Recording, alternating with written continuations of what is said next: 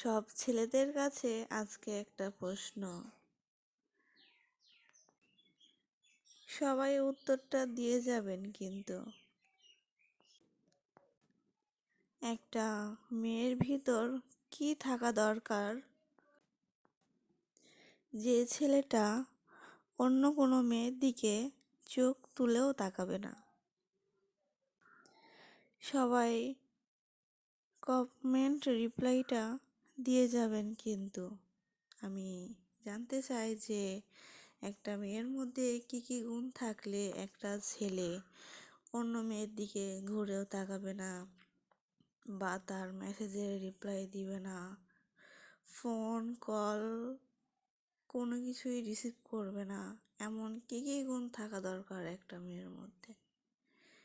এই প্রশ্নের উত্তরগুলো আমি আজকে আপনাদের মাঝে ছেড়ে দিলাম।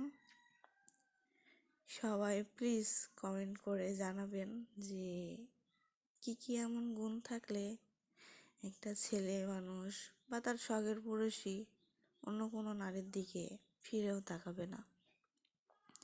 সবাই রিপ্লাইটা দিয়ে যাবেন কিন্তু।